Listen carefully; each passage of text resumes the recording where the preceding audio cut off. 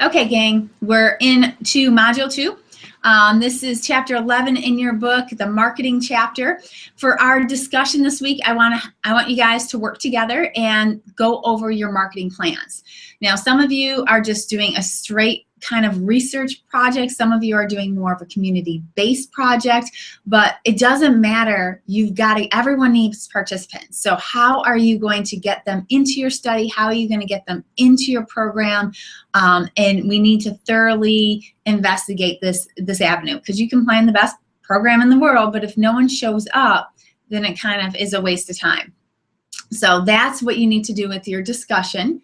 And then I also want you to use some social media. I want you to develop a tweet. So this is something that you guys can help each other. We're going to actually do this in, I'm cheating here, looking at this, a wiki. I put the wiki up, and you guys can go in there and help modify each other's wiki on your post. But it's 140 characters. We're talking like no more than 3 sentences. How are you going to get this information out in 3 sentences? Because this is how our world works now. We are very ADD, the whole world. So how do you get your information out in a clear, concise manner in these different channels and different avenues people are using to market? So if you were going to blast something out to your participants in a tweet, what would that look like? So have a little fun with that.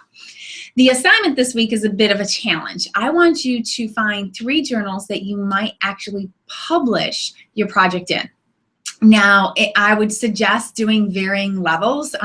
Most of us aren't ready for JAMA quite yet, so I don't want you to go pie in the sky. I want you to be realistic. I want you to reach for something, but something realistic with that reach, and then something mid-level, and then something, well, I know I could probably get published there. So look at the different ones, look at their scope, look at their requirements. You're going to make a little grid for me, and then I'm going to give you feedback and saying, I really think this one would probably meet your needs right now based on your program and based on the journal. Just from my experience, I'll just give you some words of advice. And that will help us when we go through the semester, that when you write your intro, you have your goal journal in mind and you know what scope and sequence they kind of are looking for with the journal. So that will help in the writing process and setting everything up and the integrity of the stats that we are going to be doing. Some journals love mixed methods. So if, such as the Journal of Adolescence loves mixed methods. So if you don't have a mixed method study, you're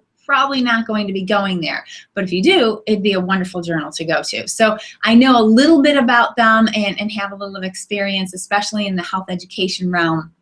So I'll give you some feedback there. So not too bad, but I always, do this investigation early. So at the end of the day, you don't have to go back and try to mold yourself into something maybe you're not. So let's go ahead and identify those journals early.